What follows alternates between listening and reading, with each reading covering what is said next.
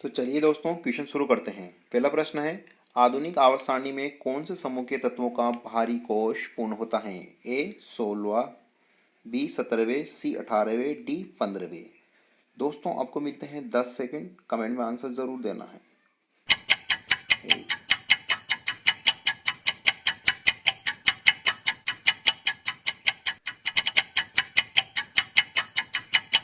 दोस्तों आंसर हो जाएगा ऑप्शन सी 18वें।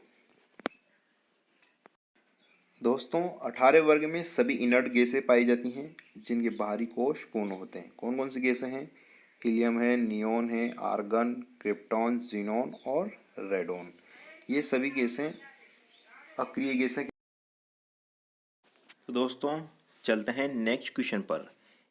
एक सुचालक तार का प्रतिरोध निम्नलिखित में से किस पर निर्भर नहीं करता है?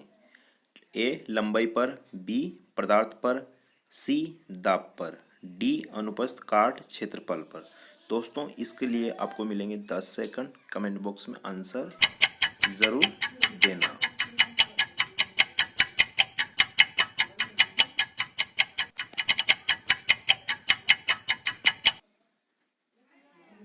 आंसर सी दाब। तो दोस्तों रजिस्टेंस तीन चीज़ों पर निर्भर करता है, यानी ये लंबाई के सीधा प्रोपोर्शनल होता है, यानी जैसे जैसे लंबाई बढ़ेगी ऐसे ऐसे रजिस्टेंस बढ़ता जाएगा।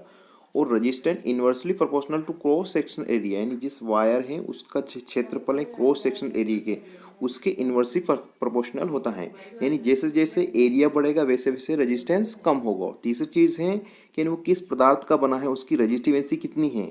एक फिक्स वैल्यू होती है, जैसे कॉपर के लिए अलग है, लोहे के लिए अलग है, एल्यूमिनियम के लिए अलग है, इस प्रकार से अलग अलग होती हैं। तो इस प्रकार से दोस्तों ये तीन चीज़ों पर निर्भर करता है, लंबाई पर, अनुप्रस्थ काट क्षेत्रफल पर और पदार्थ पर।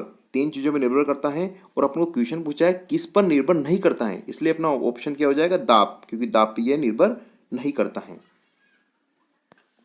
अगला क्वेश्चन, जब एक गिलास पर रखे गए कार्ड को उंगली से धक्का दिया जाता है तो उस पर रखा सिक्का गिलास से गिर जाता है। यह कथन किस नियम की व्याख्या करता है? ए न्यूटन का तीसरा नियम, बी ऊर्जा संरक्षण का सिद्धांत, सी जड़त्व का नियम, डी संवेग संरक्षण का नियम।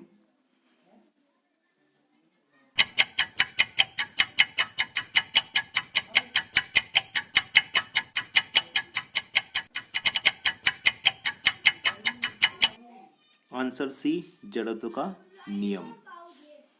दोस्तों जड़त्व का नियम क्या कहता है कि जब भी कोई वस्तु पे बिना बाह्य बल लगाए, यानी जब उस वस्तु पे कोई बल नहीं लगाया जाता है तो वस्तु जिस अवस्था में है उसी अवस्था में रहना पसंद करती है। यानी जब कोई वस्तु गति कर रही है तो वो गति करती ही रहेगी, और यदि वो चल रही है यानी परिवर्तन हो रहा है उसमें, तो वो परिवर्तन होता ही रहेगा, यानी गति करती रहेगी। तो यानी क्या कहता है कि जो वस्तु स्थिर अवस्था में है वो स्थिर रहेगी और जो गति कर रही है वो गति करती रहेगी, यानी जब तक उस पर कोई बाह्य बल न लगाया जाए।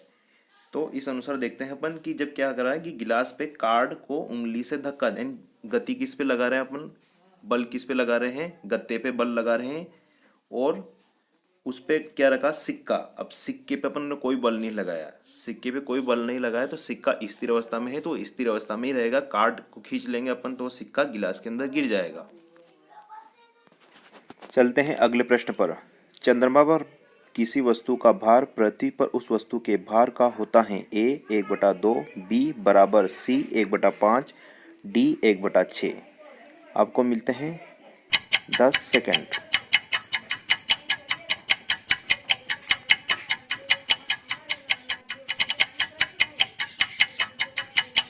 आंसर हो जाएगा ऑप्शन डी 1/6।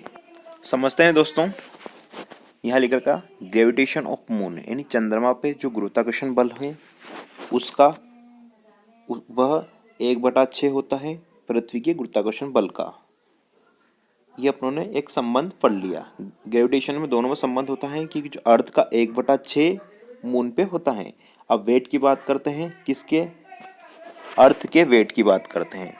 तो W बराबर सब जानते हैं mg होता है। m क्या होता है?